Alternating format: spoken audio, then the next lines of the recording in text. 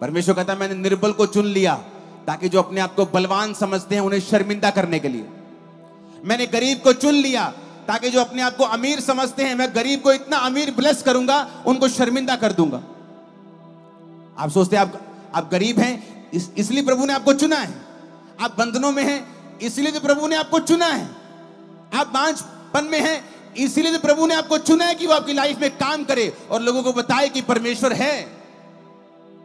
लेकिन उसके लिए हमें परमेश्वर के करीब आना होगा, हमें प्रार्थना में रहना होगा, परमेश्वर के करीब आकर तौबा करके परमेश्वर की हुजूरी में रहना होगा, पापों से मन फिराना होगा।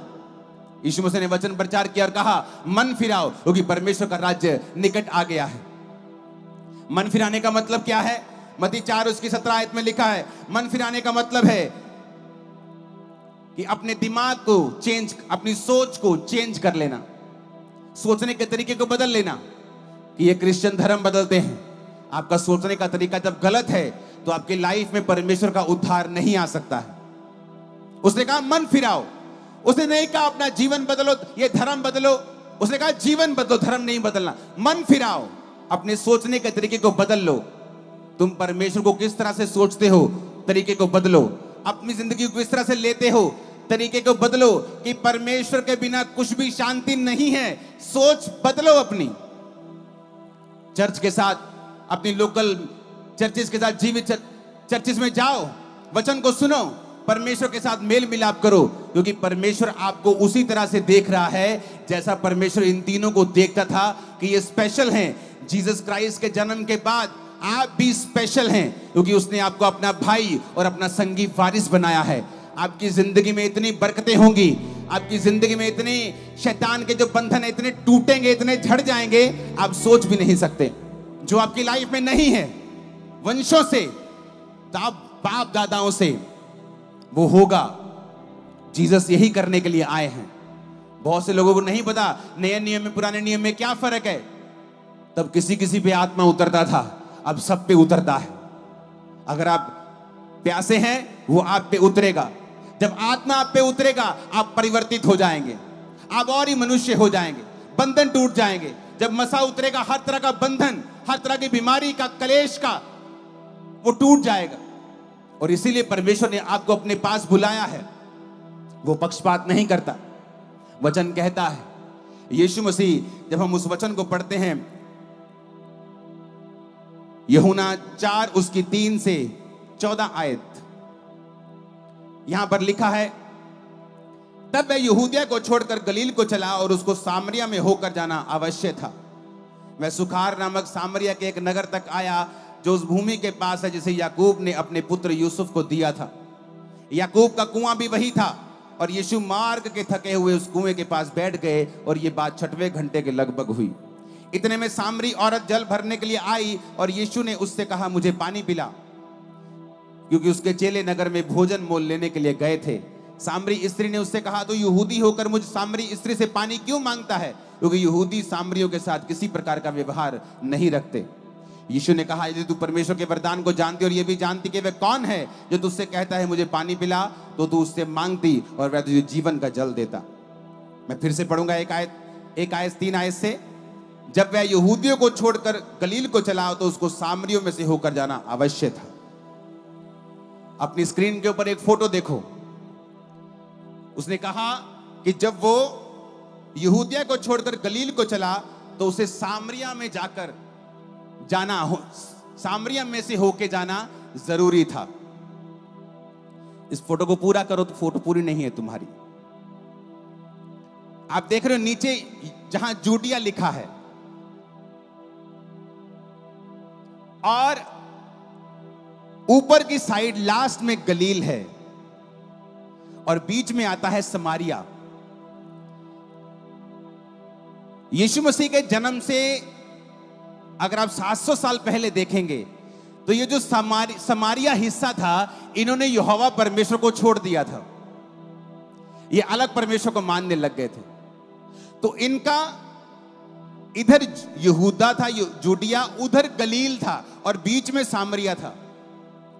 तो जो यहूदी होते थे, जिसने यहूदिया से गलील जाना होता था तो बीच में सामरिया आता था। तो यहूदी क्या करते थे, यहूदी इन लोगों से नफरत करते थे क्योंकि उन्होंने यहोवा परमेश्वर के वचन को, यीशु मसीह के अगर 700 साल पहले का इतिहास देखेंगे तो तब उन्होंने परमेश्वर को त्याग दिया था। तो तब क्या होता था कि परमेश्वर प्रभु यीशु मसीह कहते हैं कि मुझे सामरिया में होकर जाना जरूरी है, जबकि जो यहूदी होते थे, जब जूडिया से गलील जाते थे तो वो, अब पूरी फोटो आ गई, देखो नीचे यहूदिया है ये और ऊपर गलील है। तो जब यहूदिया से गलील जाना होता था तो लोग क्या करते थे, सामरिया को अवॉइड करते थे और साइड साइड से होके, साइड साइड से ऐसे, जैसे जलंधर एंटर नहीं करना, बाईपास तो निकल जाना आपा, तो वो साइड साइड से होके गलील जाते थे। गलील वालों ने यहूदिया आना होता था, वो साइड साइड से होके आते थे, सामरिया में प्रवेश नहीं करते थे। क्यों? क्योंकि जो सामरी लोग थे और यहूदी लोग थे वो आपस में नफरत करते थे। है वो एक ही ब्लड लाइन के थे, लेकिन सामरी लोगों ने यहोवा के वचन को छोड़ के दूसरी जातियों से शादी कर ली थी और बहुत से गुनाह किए थे, तो उनकी जो ब्लड लाइन थी वो बिगड़ गई थी और यहूदी उनको लाइक नहीं करते थे। और जीसस देखो, जीसस ने कहा मुझे यहूदिया से गलील जाना है, लेकिन मैं सामरिया में से होकर जाऊंगा क्योंकि मैं सबको बचाने के लिए आया हूं। जिनसे लोग नफरत करते हैं उनको बचाने के लिए भी आया हूं, जिनसे समाज नफरत करता है उनको बचाने के लिए भी आया हूं, जो नशा बेचते हैं उनको बचाने के लिए भी आया हूं, जो सबसे बड़े पापी हैं, वेश्याएं हैं, गैंगस्टर्स हैं, मारने वाले, काटने वाले, मैं उनको बचाने के लिए भी आया हूं। जिनसे लोग नफरत करते हैं मैं उनको बचाने के लिए भी आया हूं, जो पापी हैं मैं उनको बचाने के लिए भी आया हूं। तो इसलिए परमेश्वर यहूदिया से जब गलील जाने लगे तो उसने कहा नहीं नहीं, मैं सामरिया के बीच से होके जाऊंगा, मैं उन लोगों को बचाने के लिए आया हूं, मैं पापियों के लिए आया हूं, मैं धर्मियों के लिए नहीं आया हूं, मैं पापियों के लिए आया हूं, मैं बीच में से होकर जाऊंगा। और जीसस सामरिया में गए तो चेलों को बोला जाओ खाना मोल लेके आओ।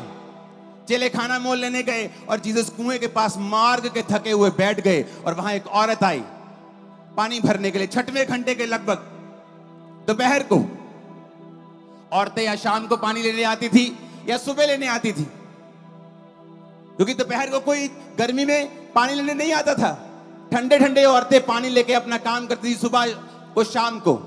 लेकिन ये औरत त्यागी हुई औरत थी, क्योंकि ये औरत कैरेक्टरलेस औरत थी। जब यीशु मसीह ने पूछा तेरे कितने पति हैं, तो जीसस ने कहा मैं खुद ही बताता हूं, तू 5 पति कर चुकी है, जिसके साथ तू अभी भी रहती है वो भी तेरा पति नहीं, तू लिव इन रिलेशनशिप में है। उसने कहा प्रभु तू मुझे कोई भविष्यद्वक्ता जान पड़ता है, क्योंकि तुम मुझसे पानी मांग रहा है कुएं का, तू तो यहूदी है, सामरियों के साथ तू कोई व्यवहार तो यहूदी नहीं रखते, यहूदी तो नफरत करते हैं हमसे, तू हमसे पानी क्यों मांग रहा है? यीशु ने कहा अगर तू जानती कि मैं कौन हूं तो तू मुझसे मांगती, मैं तुझे जीवन जल का झरना बनाता, तुझे जीवन जल देता, इसे पीकर तू कभी प्यासी नहीं रहती। उसको दिल को छू गई बातें कि ये ऐसा कौन सा भविष्यद्वक्ता है जिसने मुझे मेरी जिंदगी की परतें खोल के बता दी है कि किस औरत की जो दोपहर को अकेली पानी लेने जा रही। क्यों? कोई औरत उसे पसंद नहीं करती, कोई समाज का आदमी उसे लाइक नहीं करता। एक कैरेक्टरलेस औरत है वो, चाहे उसके पति के साथ उसकी नहीं बनी या कोई भी रीजन हो सकता है, चाहे वो कैरेक्टरलेस थी, लोगों ने उसे त्याग दिया था और वो दोपहर को अकेली पानी लेने जाती थी क्योंकि सुबह उसके साथ कोई चलने के लिए तैयार नहीं था। यीशु ने उसको भी बचाया और उसको भी कहा अगर तू जानती कि मैं कौन हूं, यानी अगर तू मुझको अपना उद्धारकर्ता ग्रहण करके मुझसे आत्मा का दान मांगे और अपने पापों से क्षमा कर ले, तो मैं तुझे जीवन जल का सोता बना दूंगा।